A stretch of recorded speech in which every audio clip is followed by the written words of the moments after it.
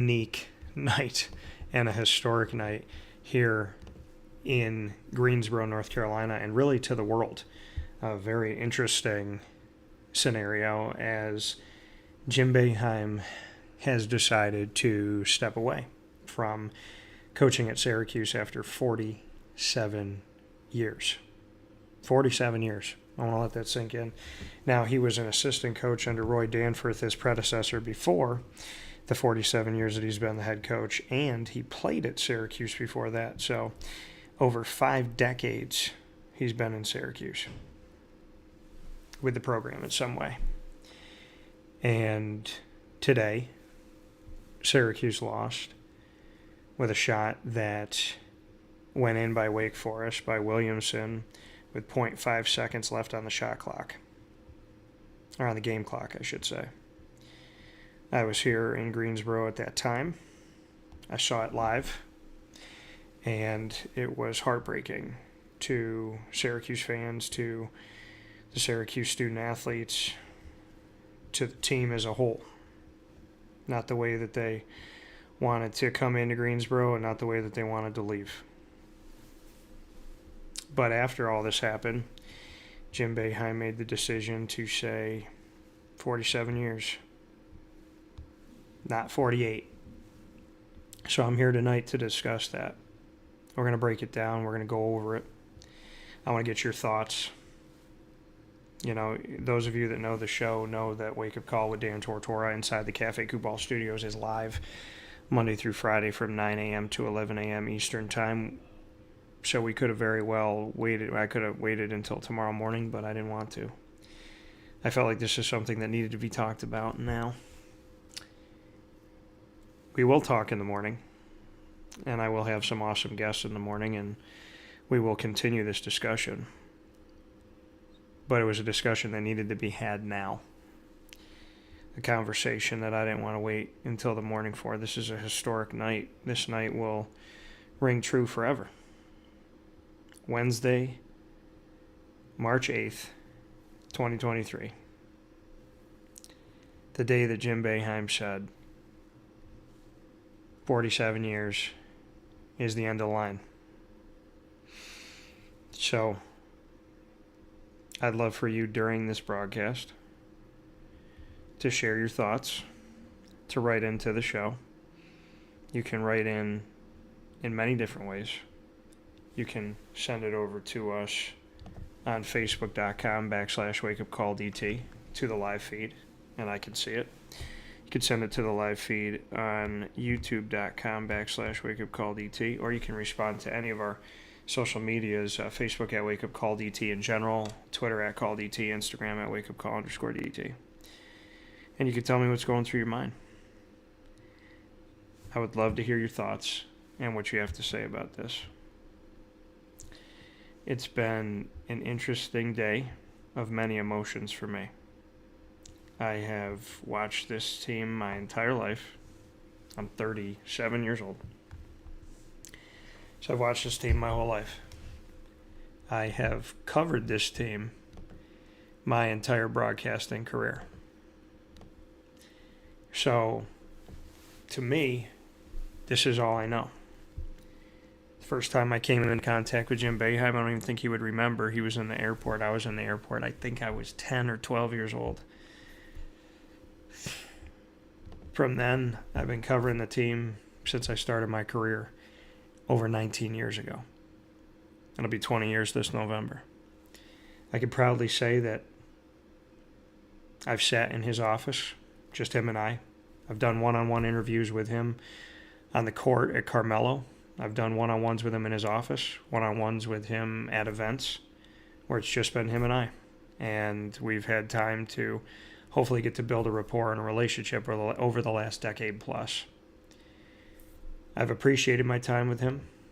I'm not one of the people that he yells at. And I feel like we have built a mutual respect. I would like to think so and hope so. I know a lot of people have thoughts about him. And I know a lot of people have been critical of him. And I have shared my thoughts. And I'm going to share some of those right now again for those of you that didn't see this. A couple days ago when I was coming down to Greensboro, for the ACC tournament, I decided to share my thoughts on a few different things.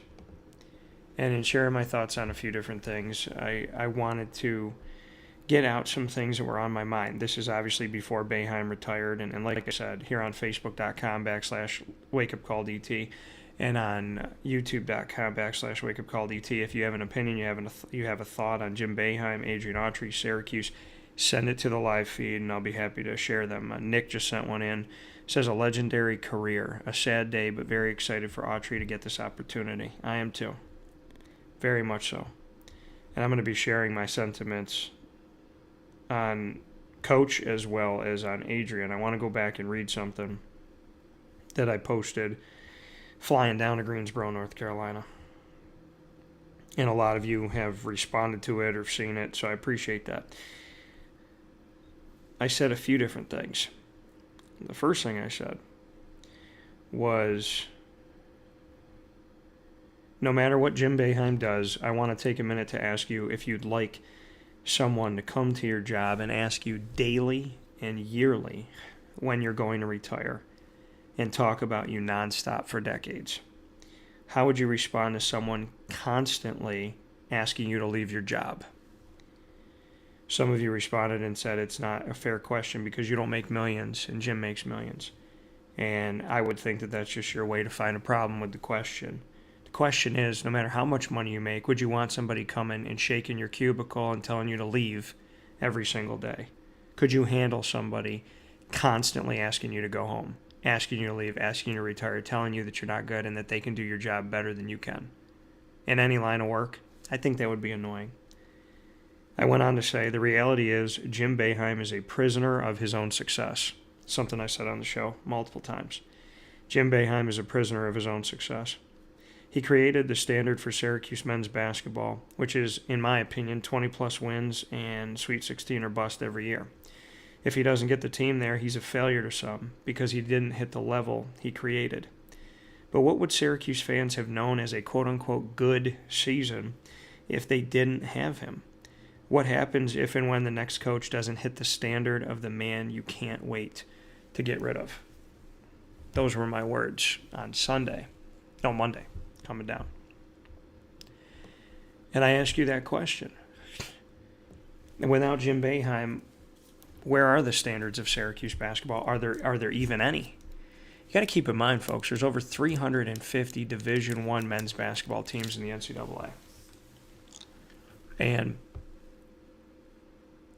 not all of them have made the NCAA tournament one time. He made it 35 times in 47 seasons, and obviously the COVID year, that doesn't count. So let's say 35 and 46 seasons. So, somebody that's done what he's done in the time that he's done it. Let's take a look at it, shall we? Follow me through the orange brick road, I guess I'll call it. Jim Boeheim, 1,116 career wins. Not what ESPN put up. Not what any of these other places might put up when they put 1,105. You can't delete history. You can't pretend like it didn't happen. You can't say that some kid got paid by the YMCA and Fab Mello had a paper done for him and that means that those games weren't played. By the way, they kept the losses. And Dale Shackelford said to me a long time ago, one of the OGs recruited by Jim Boeheim, Dale Shackelford said to me a long time ago, a good friend of mine that played for SU, he said, how are they going to take away Jim Boeheim's wins and say those games didn't count, they didn't happen, but they don't take away his losses? If the games didn't happen, the games didn't happen. You have to take the wins and you have to take the losses. You don't choose. So I thought that was a personal attack, sticking it to him. Why would they erase from history games but keep the losses? 1,116 career wins, not 1,105. The 2003 National Championship. 5 Final Fours. Making the Final Four in 4 decades. He made it in the 80s and 87, the 90s and 96, the 2000s and 2003, and the 2010s in 2013 and 2016. and we're barely in the 2020s. He made the Final Four in the last 4 decades leading up to the 2020s, and he made it 5 times. 35 NCAA tournament appearances. There's a lot of other accolades of Coach of the Year and things they've done in the Big East and regular season champions and this, that, and the third. But this is a little look at a coach who's been historically incredible.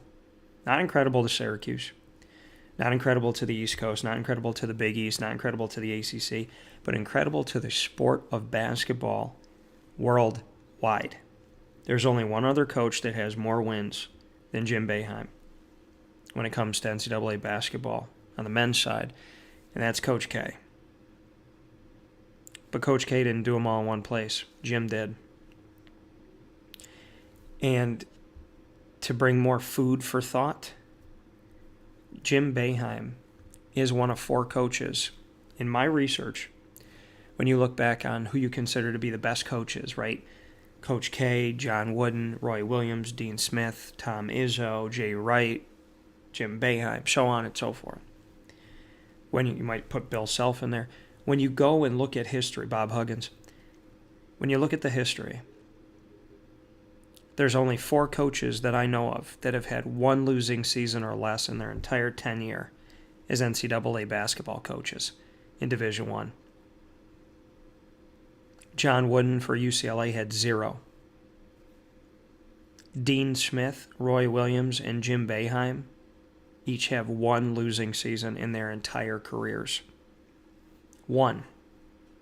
That puts Jim on a list of 4 coaches all time that have had 1 losing season or less in their entire history. Coach K overall has had 4. Jay Wright's had 5. To put it into perspective. So I'm going to read some of your comments here, and I appreciate you sending them over. Kevin said, mixed emotions. Most of my life has had Jimmy in it. Would have liked to see the announcement done differently. He's left a history that will be hard to fill for anyone to repeat. Amen. And I think people are already going to, be hard on Adrian Autry. It's crazy how people wanted Jim Boeheim to go, yet they're going to beg for him. They're going to beg for him. And I'm not saying that Adrian's not going to do a good job. I'm saying that people historically don't appreciate what they have until it's gone. And I hope that Adrian does a fantastic job. And I also hope that people miss Jim, because I want them to respect them both. Paul said, what's up, Dan? With this happening today, are we assuming they don't accept a tourney bid? I know not NCAA, but NIT. I don't even think they're going to make the NIT, Paul. I don't think the NIT was going to call them, even before today. So I'm not really worried about that. Justin S. said, Mike Hopkins could be looking for another job. Bring him back as an assistant. I wouldn't be opposed. I wouldn't be opposed either, man, but he's already been an assistant. I don't think he would leave a head coaching job to come back and be an assistant. It would be pretty incredible if you did that with Adrian, but why would he demote himself and come back to the school that he waited almost 20 years as an assistant to become the head coach to find out he's not the head coach again? That really wouldn't make any sense. It would be great for Syracuse, but, doesn't make sense for Mike. Now said, you think GMAC sticks around or does he fire today? I would say that Ryan, answer your question, I would say GMAC will stay. I think he needs more time. We don't know exactly what type of recruiter he is yet. So I would like to see more of that. I would also like to, see him mature as a coach. And, I don't think that we can fully make that assumption that he's ready to go. I don't think GMAC's ready to go. Maybe if a school called him that's a smaller school where he could, build and have a lot of time potentially. But, I think it's not that Jerry's not going to get phone calls. I'm sure Jerry will get some type of phone calls of people trying to feel him out and see where he's at. But if I were Jerry, I think it would behoove him to stay, continue to learn under Adrian for at least a couple more years, 2 or 3 years, and then become a head coach if he can, obviously do some great things in recruiting and in developing players. But I think as of right now, I would say he's going to stay. Kevin said, Dan, thanks for the update show as in D.C.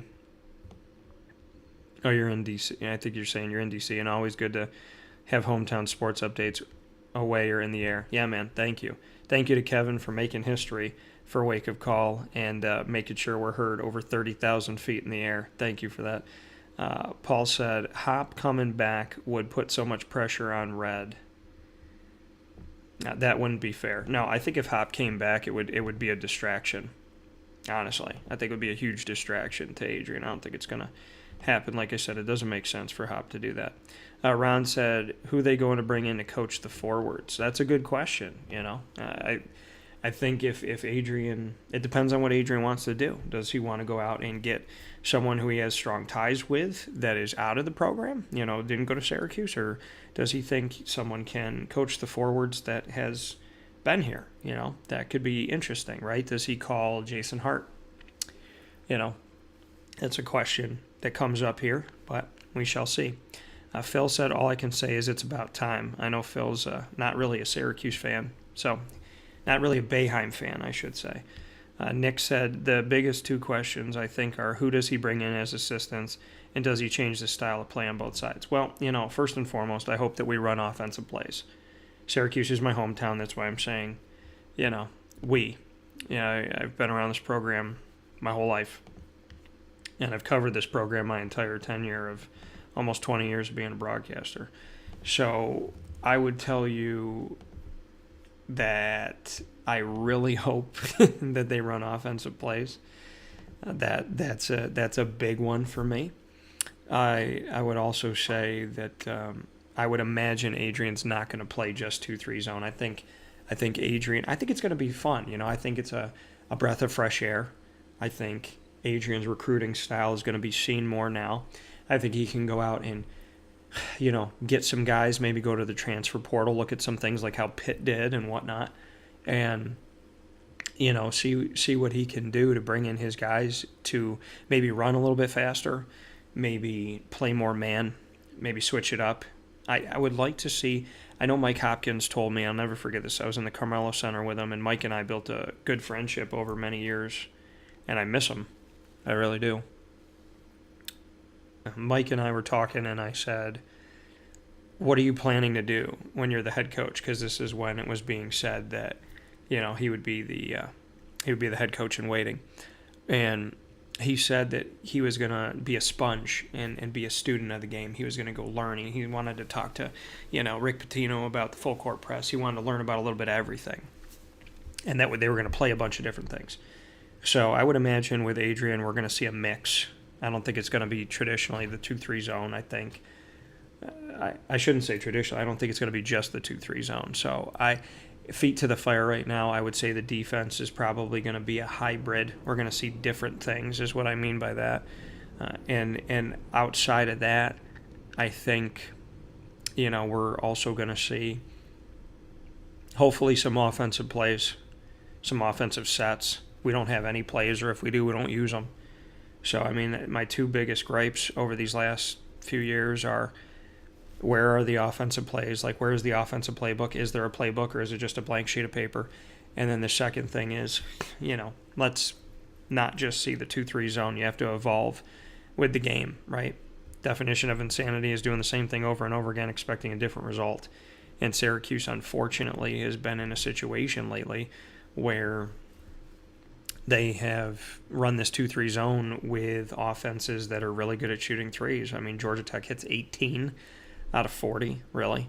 You know, and how many times over these last few years have teams had career nights against Syracuse's defense, right? They play the 2-3 zone, and maybe they're a 40% three-point shooting team. They come in, I think Virginia was 70 or 71% within the last couple of years in the Dome for one of their games. So, and when Georgia Tech's shooting lights out, being 14-14 in the ACC at the time and 0-8 in the ACC in road play, you would imagine that when you see Georgia Tech look like Virginia, that the defense isn't working. So they definitely have to do more in the 2-3 zone. And then beyond that, you know, Paul said Blackwell come in to coach. Yeah, you know, I actually talked about that after the announcement. I was talking about that off the air. That, you know, Ryan Blackwell is trying to win another state championship, if he wins his second state title at Liverpool for the high school team, does he come to the program and become, the forwards? That would actually be a nice move. I think that would be a good move, and he's right here. So that could definitely translate. I would definitely be open to seeing Ryan Blackwell do that, and that's on my mind. So Paul, smart minds thinking alike here. Definitely. Ryan said, will Boeheim leaving help or hurt in terms of recruiting? I think it's going to help, Ryan. I think it's going to help. And not that Boeheim hasn't done, a tremendous job of being a part of so much talent being at Syracuse, but I think it's going to help. I think this could be a good move overall. And I think recruiting, I think you're going to see a little bit of a change in some things, and change isn't always a bad thing. So like I said, I think Adrian could be advantageous in the portal, and I also think that we're going to see a team that's going to be running more, maybe a team that's a little bit taller, more lengthy, and I'm excited for what's to come for sure. I shared my thoughts on both of these moves, and I'd love to share them with you, and you could feel free to go to WakeUpCallDT.com. Make sure you subscribe. It's free. Everything on our website's free.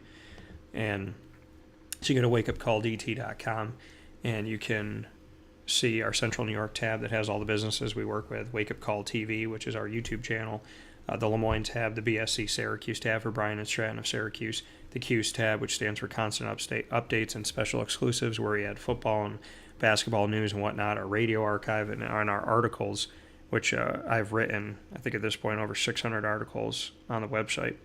So my article on Jim Boeheim's retirement and Adrian Autry getting hired are there. I'm going to share my thoughts, and feel free to continue to weigh in and send some things in to us in the feed here. Once again, this is a special broadcast of Wake Up Call with Dan Tortora. We are typically Monday through Friday from 9 a.m. to 11 a.m. Eastern Time. We'll be on the air tomorrow morning from Greensboro, as we have been all week, on youtube.com/wakeupcalldt, facebook.com/wakeupcalldt, facebook.com/livenowdt. We're on Podbean Live now, which is internet streaming radio worldwide, on wakeupcalldt.podbean.com, so you can check that out as well. So we will be with you tomorrow morning and every Monday through Friday from 9 a.m. to 11 a.m.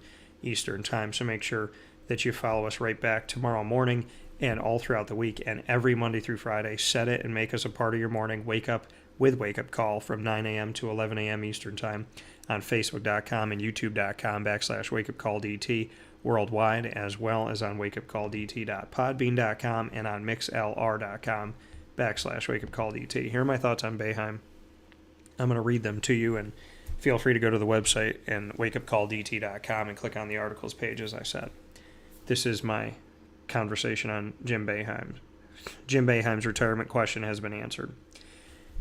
Jim Boeheim left the building, and then he left the building. Shortly after the 77-74 last-second loss to the Wake Forest Demon Deacons, Boeheim addressed the media. He said he had already given his retirement speech, but alleged that most people did not catch it. Yet he was non-committal when directly asked if he was or was not retiring, now that the 2022-23 season had come to an end. Syracuse University would open up its locker room to the media at the Greensboro Coliseum in North Carolina. Then, they left. The news broke before the plane could seemingly take off from Greensboro back to Syracuse, New York. 47 years. And add on to that, coaching as an assistant under his predecessor, Roy Danforth, and before that, his playing days as a member of the Orange, and you have 5 decades in one place, with one team, his entire career in basketball, outside of Team USA, of course. Jim Boeheim has retired. The question that I've been asked almost as much as how are you, or how can I help you, has been answered. I, like many, have not ever seen a world without Boeheim on the sideline at Syracuse. He's been there my whole life, and then some. Yet today, Wednesday, March 8th, 2023, that changed. In 47 seasons, Boeheim guided the Orange to the NCAA tournament 35 times. He coached Syracuse to the NCAA Final Four 5 times in 4 decades, heading to the Final Four in 1987, 1996, 2003, 2013, and 2016, winning a national championship in the 2002-03 season. In total, Boeheim has won over 1,100 games, 1,116 to be exact. And yes, I'm saying 1,116 and not 1,015 because you cannot erase history. Following the 20-year celebration of the greatest win Boeheim ever coached, an 81-78 national championship victory over the Kansas Jayhawks, he has chosen to step away after sharing the dome once again with the team that achieved what some considered impossible for my hometown of Syracuse, New York. Like him or not, Boeheim aided in putting Syracuse on the map, not just the university, but the city as a whole. To many, he is why people even know how to spell the city's name. They have watched his teams, cheered for him, yelled at him, made the Dome the home of the largest crowds in NCAA basketball history time and time again. Because Boeheim gave people all over the world something to watch, a team to feel good about, to believe it. I have witnessed it. I have lived it. I've seen this team rise time and time again, but I have never seen a sunrise without Jim Boeheim as the leader of Syracuse basketball. Until now. Those are my thoughts on Jim. And I will be giving my thoughts on Adrian in a second. We have another thing coming in here from Nick. Portal opens this upcoming Monday, correct? And does this move change plans for players in a good or bad way? Just asking questions I have been asked the past couple hours. Yeah, man, no, I appreciate it. And I mean, with the portal opening, I think they have to be advantageous. I think the good thing about hiring Adrian from within is the opportunity for Syracuse to hopefully hold on to some of these players that are on the team right now. I did talk with Judah Mintz after. You can go and see that on WakeUpCall, dt.podbean.com.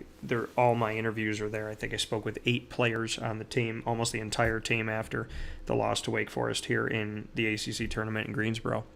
And Judah told me that he was not going to talk about his future at Syracuse. So he was not clear. Chris Bell told me, he said, I got nothing else to do. I'll be in the Syracuse gym putting in work this summer. So Chris Bell told me all signs point to he's coming back. Judah would not say it after the game. Stacy said, and I did speak with Quadir Copeland as well, and Quadir told me that he didn't show any sign that he wasn't coming back to Syracuse. He did tell me he wants to play point guard. So he does want to go to his natural position. And Justin Taylor said if Boeheim came back or Boeheim didn't come back, because this is before the news came out, he said obviously it would be great if he came back, but he also made no sign that he was going to leave. Jesse Edwards told me that he's going to make a relatively quick decision. He's not going to take too much time, but that he wanted to talk with the coaching staff about his decision on his extra year from COVID. And Joe Girard said that he hadn't really thought about it at the time, but obviously he has a decision to make with an extra year after COVID. Gave them that year. Stacy said, love your comments and insight. I agree. Jim Boeheim is the only coach I've ever known. I've been following SU basketball since 1980. I have such mixed emotions. I'm struggling with how the entire thing went down. Coach deserves more. Yeah, he did. I agree. Paul said, sorry if you talked about this. I missed the beginning, but why do you think it was announced so quick? I feel like Boeheim deserves to be able to announce it himself, and have a press conference today seemed like a slap in the face to him. Yeah, guys, there were rumblings before this week that this was going to happen. And I got wind of some things in that respect. So, from what I had understood, it wasn't going to be a grandiose thing for Jim Boeheim, and it wasn't today. Ryan asked if I talked to Benny Williams. I did talk to Benny. Benny and I spoke about where he improved, where he wants to improve. The biggest thing that Benny wants to work on is his mental game. Benny and I have built a really good relationship, and Benny's spoken with me candidly about the fact that he never had an intention to leave after last year. That was a media-created story, as I thought it was. Benny corroborated that it wasn't a real story. that he was never leaving. He said, it was my fault what was going on with me last year. Why would I leave and bring that somewhere else? I needed to get better myself. And Benny and I also talked when he wasn't in the building for a game during this season in the Dome, and him and I talked about that too, So we have a good relationship. Benny's concerned with working and getting better as well as he did in this game and gave them a chance. There was a lot of areas he wanted to work on, and Benny has matured before my eyes. His shot has gotten better before my eyes, and I think he's becoming a leader. So I would really hope it if he stayed, but he didn't give me any push that he was going to be going. He didn't make any of that like that. Judah's conversation with me about it was the one that I'm most shaky about.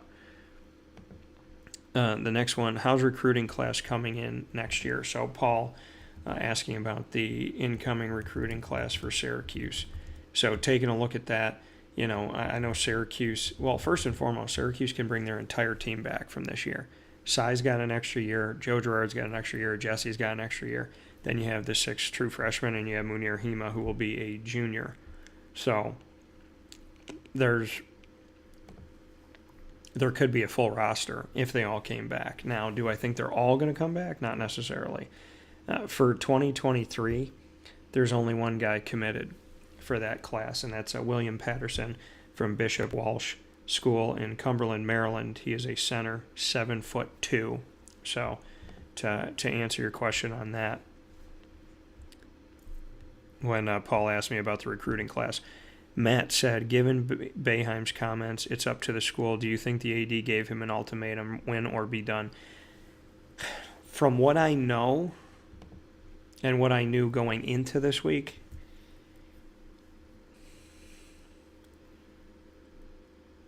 it seemed like the school had that this wasn't just Jim saying I'm done. That this was there was more to it. So do I think that the AD had some weight in this? It seems that way. I'll say that. Now, my thoughts on Adrian Autry are as follows. And once again, you can go and read these stories on WakeUpCallDT.com on the articles tab. There's over 600 stories that I've written in many, many years. And you could definitely check them out. You could see on the right-hand column when you go to the articles tab on WakeUpCallDT.com, when you click on articles, you'll see the categories on the right-hand side, and that can bring you to specifically what you're looking for. So there's over 400 stories that I wrote about the ACC. There's over 200 Syracuse basketball articles. There's over 300 football articles. This is my article on Adrian. This is my story that I wrote today. The time has come, Adrian Autry, to lead Syracuse basketball, and I'm sharing this because I want you to hear it from the way that I would tell the story and the way that I'm saying the words that I'm saying.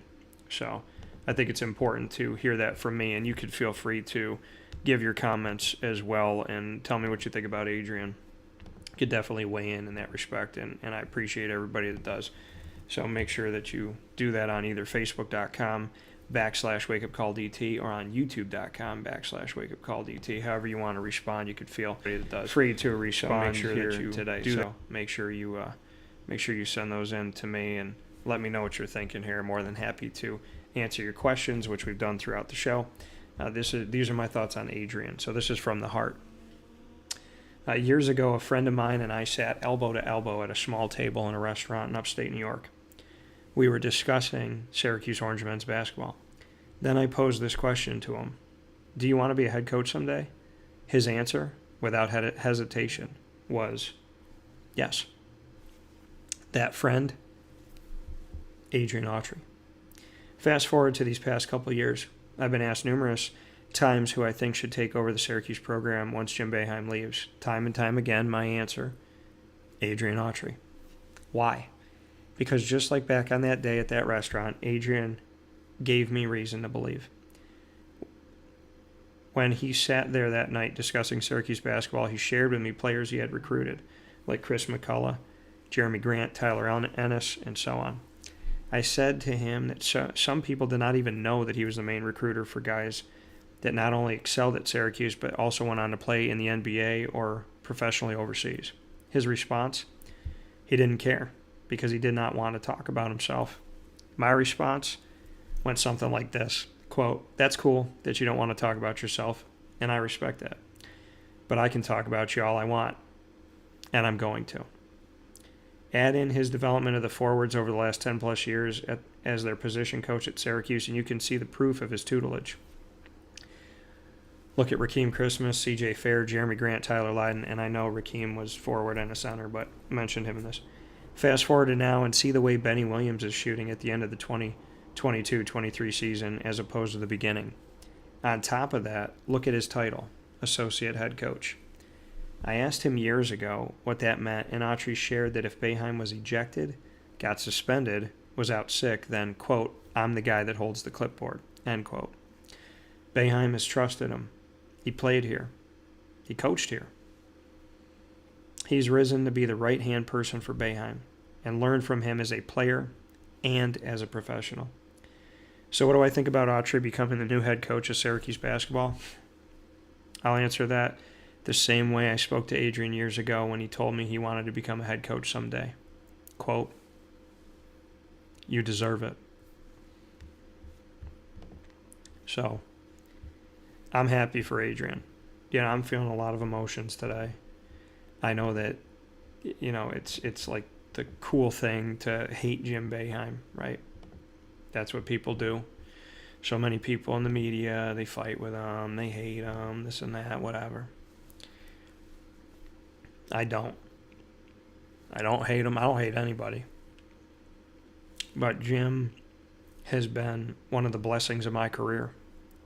How many broadcasters and writers can say that they covered a coach who had one losing season in 47 years, 5 Final Fours, a Final Four in every decade from the 80s, 90s, 2000s, and 2010s, that I've been to 2 Final Fours and I've covered them in 2013 and 2016.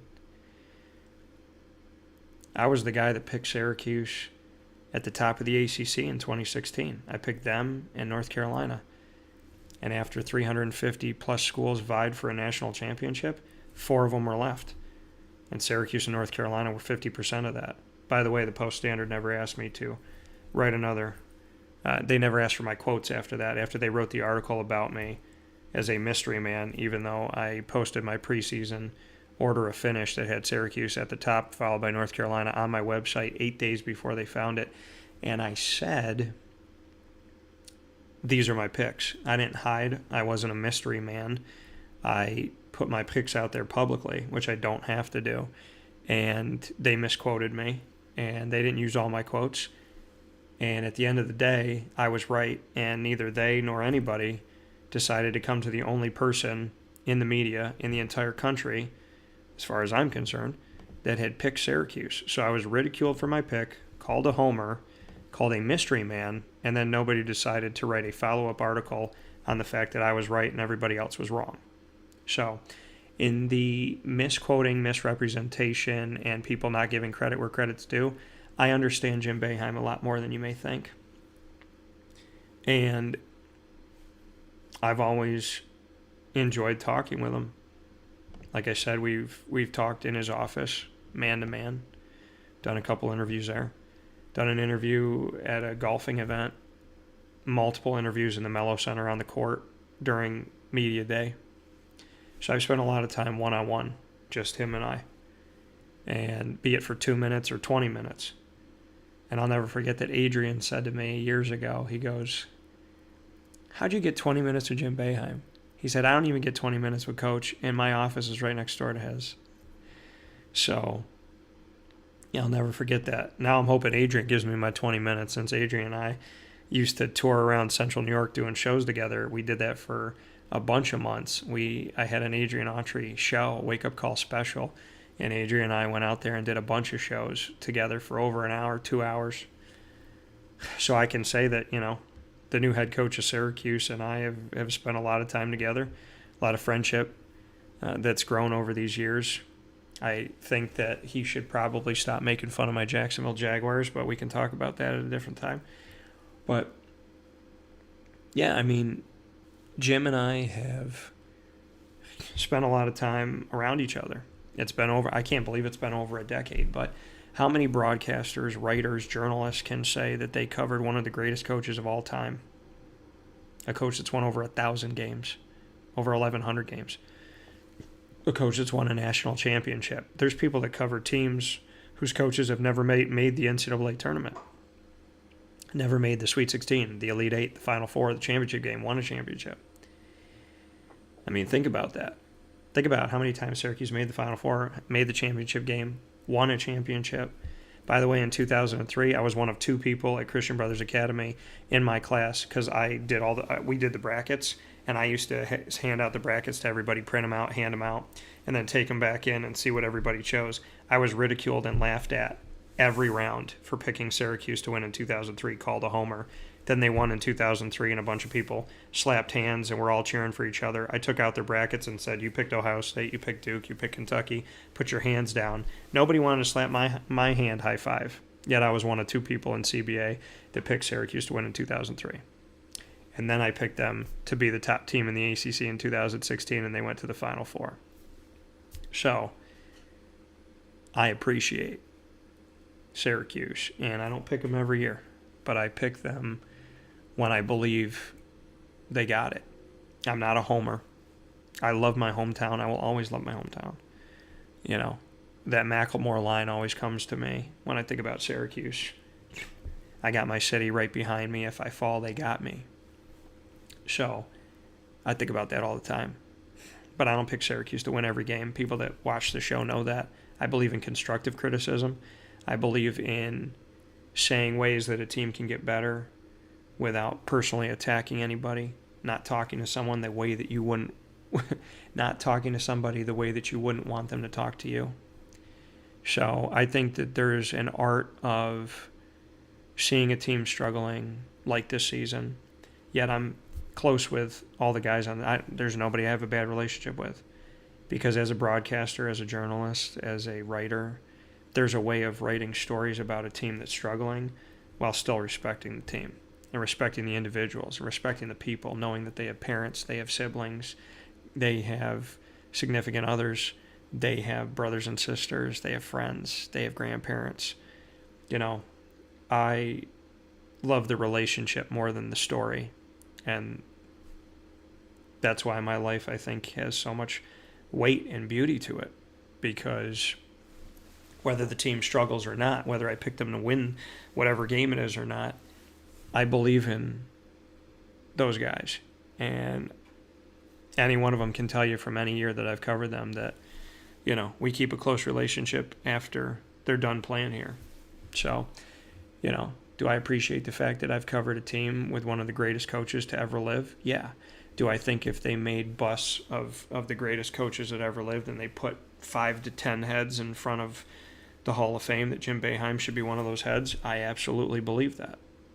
I think John Wooden, Dean Smith, Roy Williams, Jim Boeheim, Coach K, without question. You know, then you want to get into Jay Wright and some of these other coaches, and we could talk about that. But again, 4 coaches with 1 losing season or less in NCAA Division I basketball. John Wooden, who has 0, Jim Boeheim, Dean Smith, Roy Williams, who all have 1 losing season their entire tenure. It doesn't get much better than JB. And I know a lot of reporters try to get famous off of fighting with him in public. And that was never me. You know, I value the time that I've had with him. I hope that Jim will oblige me and give me the opportunity to sit down with him away from, you know, now that he's not the head coach and we don't have to go through all the red tape to talk. I hope we get that chance, hopefully many chances, but hopefully at least one. And I'm close with Buddy and Jimmy. You know, Jimmy and I got to spend some time together when he came to Syracuse a little bit before. Buddy and I have known each other for 6 or 7 years now. So, you know, I respect the Boeheims, I respect the family. And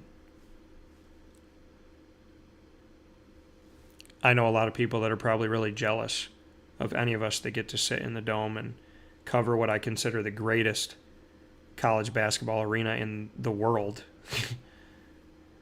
And I'll have to travel the world more and see if there's anybody that can beat it. But as of right now, I'm spoiled. And I'm spoiled to have Jim Boeheim as the head coach of my city, and I'm spoiled that I've gotten to cover him for almost 20 years. So whether you like him or don't like him, we've been pleasantly spoiled. Amy said, feel the same way, Dan. Disappointed that he couldn't announce this himself. That's many years and kind of quick for this to come out after a loss. Yeah, I agree. Matt said they're not called the substandard for nothing. Oh, there you go. So, but yeah, I mean, I think looking back on tonight, I have a lot of thoughts, but my stomach hasn't really changed from the moment that I found out. My stomach's kind of been in somewhat of a knot. Got a feeling in like a good hurt in my chest, Got a feeling in my gut. Got this, kind of tingling in my arms. Because it is. I mean, it's an emotional day. This isn't an easy thing to see, by any stretch of the imagination. And,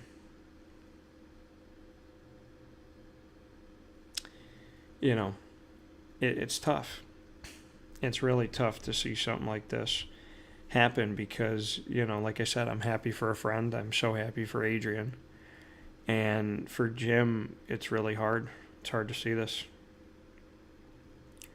Herb FM said, was Jim forced out after a loss today, or he decided to retire?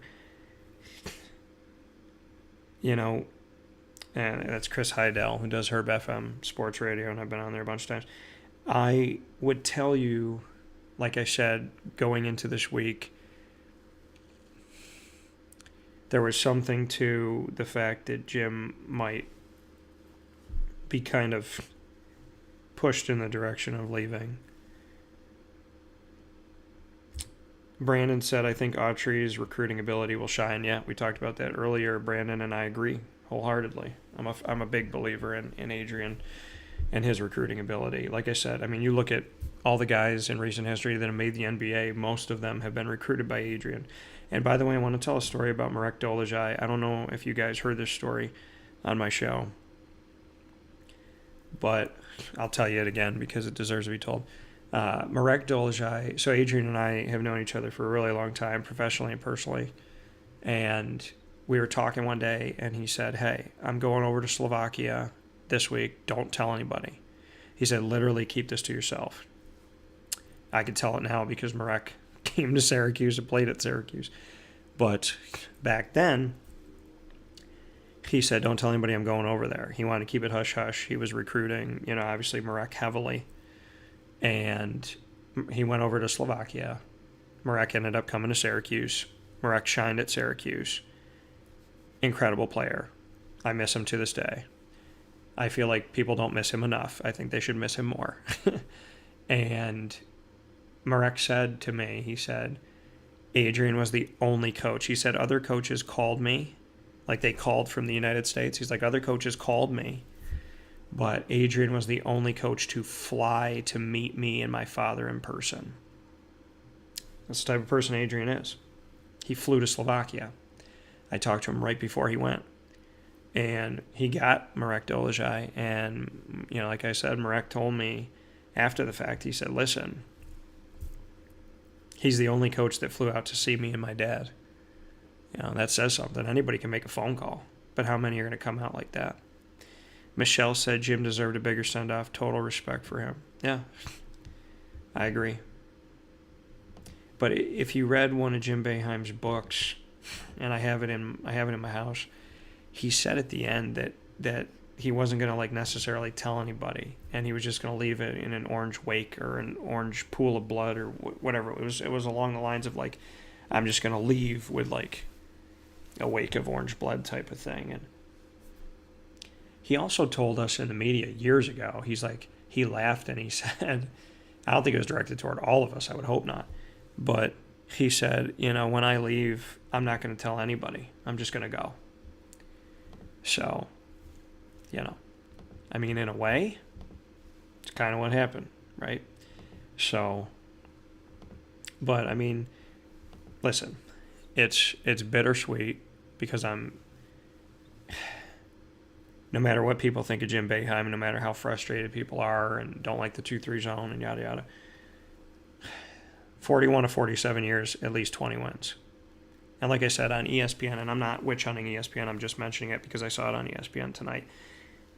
Because I worked at 3 ESPN affiliates and I loved my experience there, and I loved working at ESPN, and I appreciate and value that time I've had in my life and that connection. I'm just stating what I saw on television. They had the statistics all, with the abbreviated NCAA want to erase history type of thing, the NCAA whiteout. If the NCAA was actually a fair and just institution, they would have to white out a bunch of their stuff, I guess, too. But you can't erase games. And so when I was looking at ESPN, they had the everything was like changed because of NCAA history. He made 35 NCAA tournaments in 47 seasons. And I think it was in 46 because one of them was the COVID year where Syracuse played North Carolina, beat North Carolina, and that was the last game in the ACC tournament. And we didn't get to see how far they could go after that or if they would have made the tournament. That was the year that Dayton was going to be the number 1 overall seed, and I think that was the most unfair. Nobody got treated worse during COVID in NCAA men's basketball Division I than Dayton, because I don't know if they were ever a number 1 seed before, and I don't know if they ever will be again, but they were that year. And that was completely horrible that they didn't get to do that. But obviously, you got to be safe. So, but getting back to my point, 35 NCAA tournament appearances in 47 seasons, call it 46 with COVID. And then you look at 41 of 47 seasons, he had at least 20 wins. 41 of 47 seasons. Now, 6 of those 47 seasons, he didn't have 20 wins. What people are focusing on is that 4 of those 6 were the last 4 seasons. So, and shout out to the Boeheims. Appreciate you. Just got a nice message from Buddy. And Buddy and Jimmy know how I feel. Definitely. Buddy and I, like I said, we've known each other for 6 or 7 years now. Jimmy and I would like to think we're building a good relationship. I got to know him for a year plus that he was here, but we still keep in touch. I know he's playing overseas. So, and I'm happy for them both. And Jim almost looked like he was going to get choked up today when he said he got to coach his sons, that he got to do that all the way up until last year. And, that was something special too. I mean, how many coaches get to do that? And most coaches' sons are walk-ons, right? They don't end up being scholarship players. And in this case, Jimmy played a lot of crucial minutes, did a lot of good things. I think he's one of the best fundamental players Syracuse has seen in a long time. He knew how to outsmart people, which was huge, and especially on the inside where they needed help. And then Buddy, I mean, he's one of the greatest shooters in Syracuse history. So both of them deserved a scholarship, and I'm happy they got one. Each of them got one. So I want to thank you all for watching on YouTube.com and Facebook.com, both /WakeUpCallDT. Our normal scheduled hours are Monday through Friday from 9 a.m. to 11 a.m. Eastern Time. So we'll be on tomorrow morning, and we'll be carrying you through all the week here in Greensboro, the ACC tournament, and all the things that are to come. YouTube.com, Facebook.com, both /WakeUpCallDT, Facebook.com /LiveNowDT, and we're live on internet streaming radio on Podbean, which is on wakeupcalldt.podbean.com. We just added that this week historically here in Greensboro, so make sure you follow us there. And, of course, on our social media, at WakeUpCallDT on Facebook, at CallDT on Twitter, at WakeUpCall _DT on Instagram. But before, we finish up here, do I think that he deserved a proper send-off? Yeah. Do I have the notion that he was kind of pushed? Yes, that's some of what I've heard. And before this week even happened. And, listen, 41 of 47 seasons with at least 20 wins or more. 6 of those seasons, it didn't happen. The last 4 years are 4 of those 6 seasons. That's a big gripe with Syracuse fans. And the zone has been a gripe with Syracuse fans. So, listen, what I ask you today and always is to, number one, respect yourself and respect everybody else. Not some people, Respect everybody else, okay? 2, you can disagree with someone, justify your opinion. Don't ever make personal attacks. Jim Boeheim is one of the most personally attacked people I think I've ever seen. You might as well be a Kardashian. And so, whatever you think of Jim Boeheim, remember that he made Syracuse basketball what it is. You know, Roy Danforth and everybody else, I give them all credit, obviously. And I give Jim Boeheim an immense amount of credit. I can't go anywhere in the world and have anything Syracuse on without somebody saying something to me about Syracuse in a positive way. So, shout out to Jim for that. Shout out to Jim for putting up with more people asking him to retire than I think anyone on this planet ever, except for maybe he might as well have been president of the United States. I think that's the only other person that people every single day are like, when will they just leave? So, I respect his fight, his passion for the game, his love for the game. I respect his drive. I respect what he's done for my city and not just the university. I respect his hard work, dedication, and determination. I respect the fact that he's led relevant teams in every decade that he's coached, and we've just started in the 2020s. So, you know, and I think he's done a tremendous job. And I think he's brought in great coaches. I'm happy with all the coaches that were here. You know, I'm a big fan of all the coaches that have sat there with him. And with that being said, the best way to end this show is to say that the Orange is truly seeing red as Adrian "Red" Autry is your new head coach. And I can't believe I'm saying this. I'm so excited that I am. When him and I had that conversation that I had written about in my article that you can see on WakeUpCallDT.com by clicking on the articles tab, when him and I had that conversation years ago, and we were doing shows together, live shows in the community, I didn't think that this would be the job. You know, I thought he would have to go somewhere else. I thought he would have to, you know, go to like a Hofstra, work his way up, and then maybe come, you know, back here someday, or, you know, get into the autonomy 5, you know, conferences of the Power 5, and or the, you know, whatever you want to call it, the Big 12, the Big 10, the ACC, the SEC, and the Pac-12. So, you know, did I think this was going to happen when we had that conversation? No, because I didn't think they respected him enough. And did I think it was going to happen now? Not necessarily. I said he deserved it.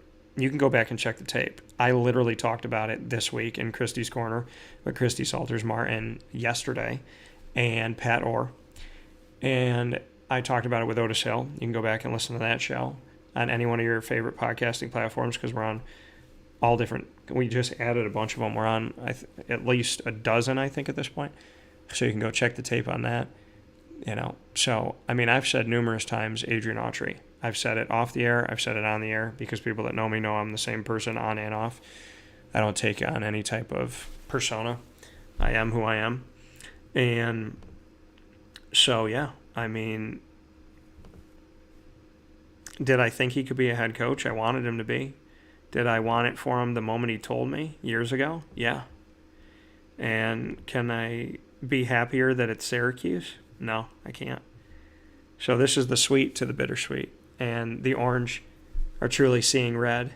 Congratulations to Adrian "Red" Autry, Syracuse Orange alum,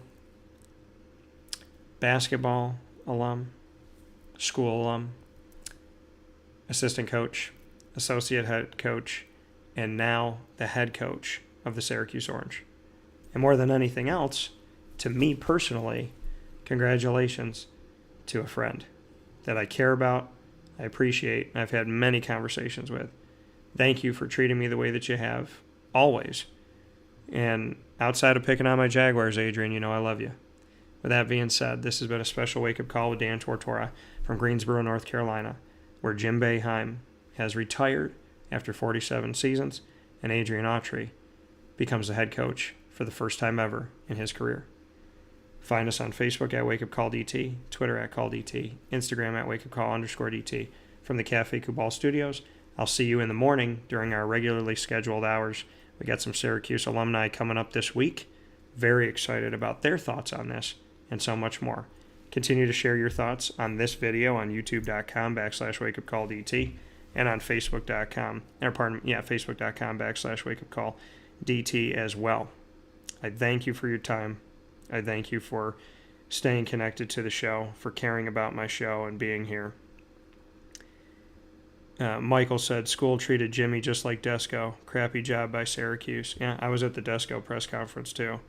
And when the AD went up there and said, this is a mutual decision, look at Desco's face when that was said. So, strange. But here we are, right? We have seen John Desco of many years with the men's lacrosse team, not the coach anymore. Coach Q put the women's basketball team on the map, not the coach anymore. Jim Boeheim, he is Syracuse to many people, not the coach anymore for Syracuse men's basketball.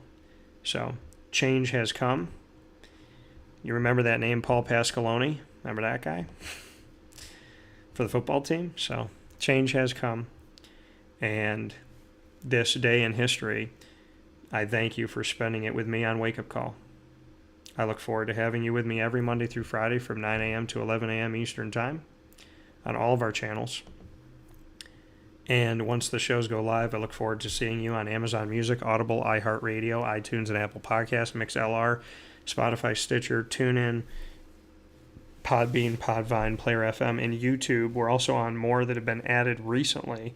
All you have to do is search Wake Up Call with Dan Tortora on any one of your podcasting platforms, or one word, Wake Up Call DT.